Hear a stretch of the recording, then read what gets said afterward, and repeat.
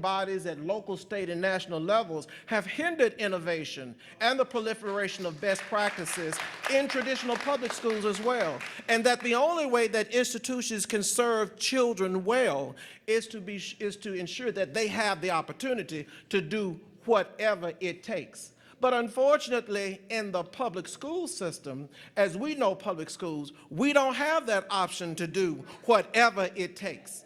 We are judged by the accreditation standards. We are judged by certain laws that keep us very separate in our approach and helps us stay, or ensures that we stay on a trajectory that don't get the outcomes that we want to ensure that we want to get with our kids.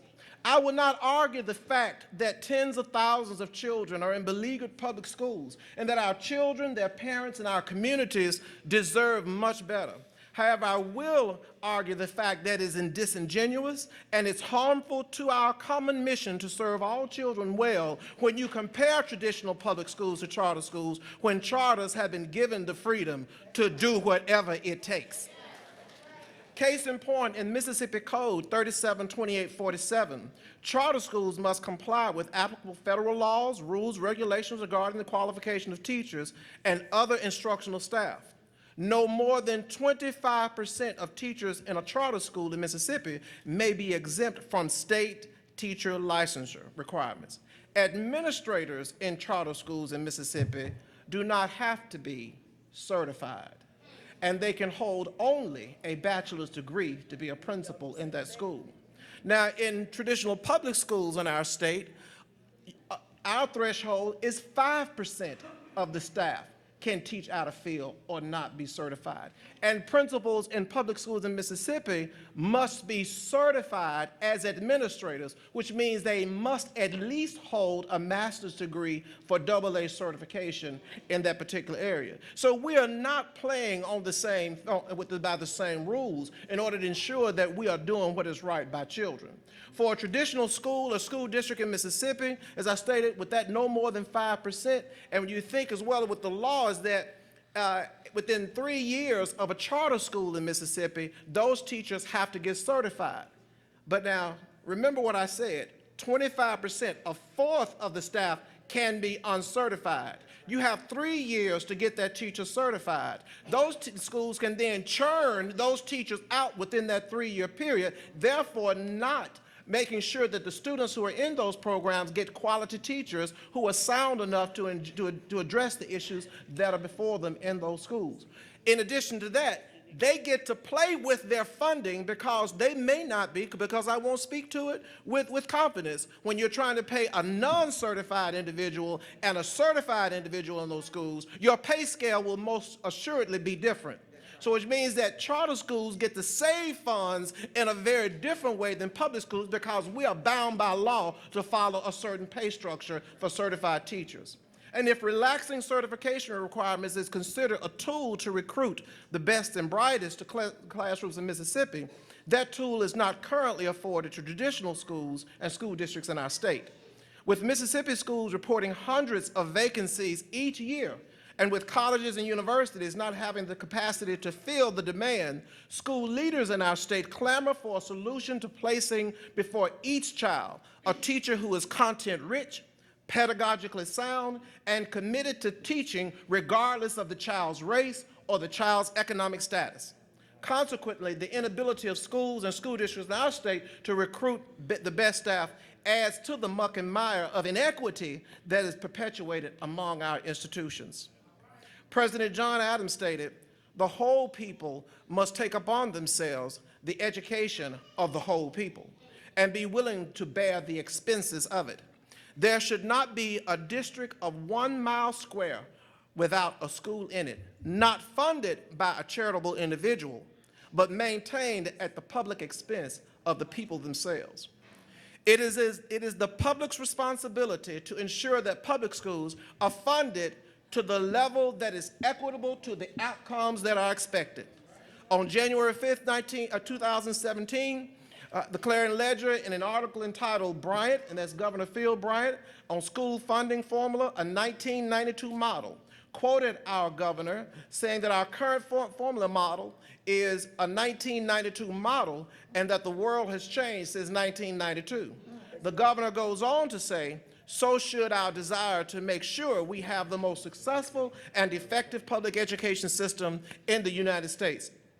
And that change of the MAE formula, that's the Mississippi Adequate Education Program formula, will help us do that. We agree at the state conference wholeheartedly with our governor that the current method of funding schools in Mississippi is not effective.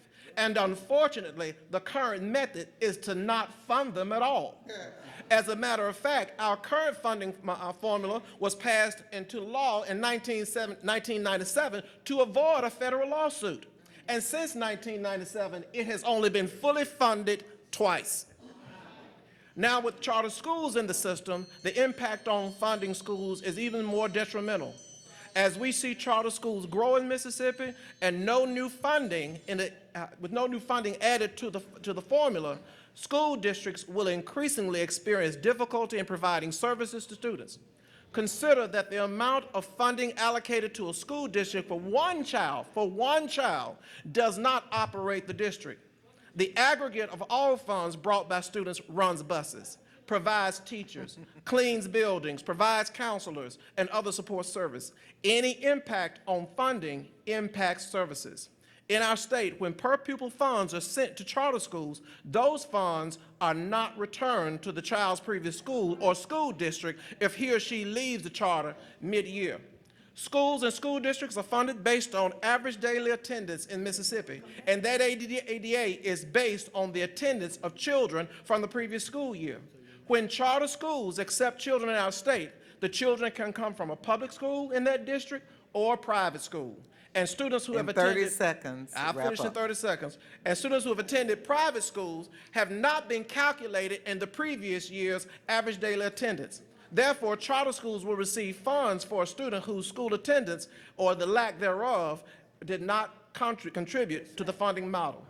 In the hardest deal of all, Charles C. Bolden's review of the history of public education in Mississippi cites a 1965 independent study that was done on the state's education system, which judged both black and white systems as the weakest in the entire South. Currently in Mississippi, charters are authorized by an authorizer board separate from the State Board of Education.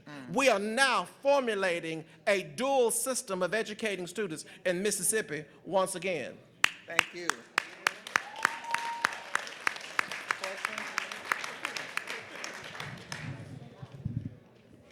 I want to ask. Go ahead. You go, Mr. One question. Your schools, the students, by attendance or by the numbers?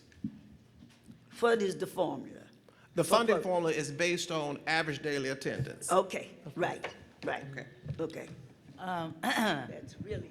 I have a comment. Your opening statement sort of accused us of being pitted against each other.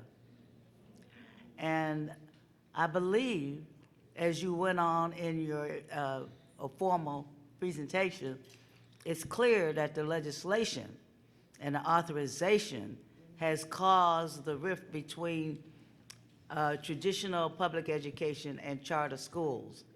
If you look at all of the things that they have exception to, we all know that it started out to bust unions, to get rid of certified teachers, to do many, many things that, pardon? Unions started charter schools, so that's a lie. No, that's not a lie. And I Beg your pardon? no. Beg your pardon?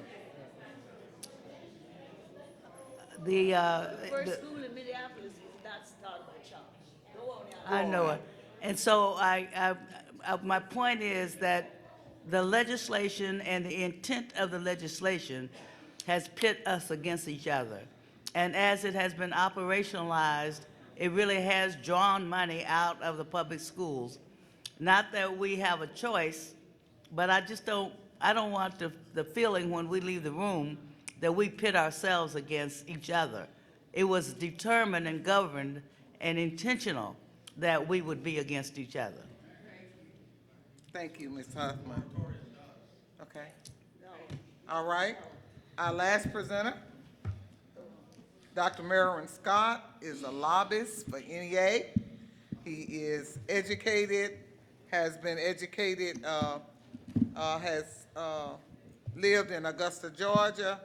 Now he went to the University of District of Columbia and received a Juris Doctorate. Dr. Scott.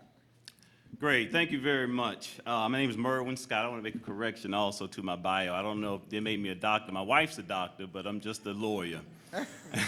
Well, you got a Juris Doctorate. Absolutely. All right. Thank you very much. But also want to thank the NAACP, the task force, the state conference here in Tennessee, Memphis, for holding this very important hearing. Also want to thank everyone for coming out tonight as well. Also want to thank the electeds, the clergy.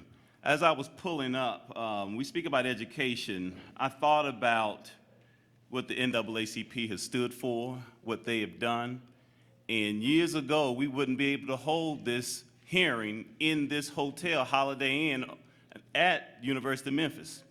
So I just want to thank and applaud the NAACP for continuing to lead and continuing. That's the part about education. When I took most important thing on my bio that's not mentioned is I'm a father of a 13-year-old and 11-year-old child, and I'm from Georgia. Augusta, grew up, went to Morehouse College in Atlanta, left to go to Washington, D.C., worked for the Honorable Cynthia McKinney out of the state of Georgia, worked very closely with all of the NAACP presidents, but had an opportunity to go to the museum in Washington, D.C., and took my children.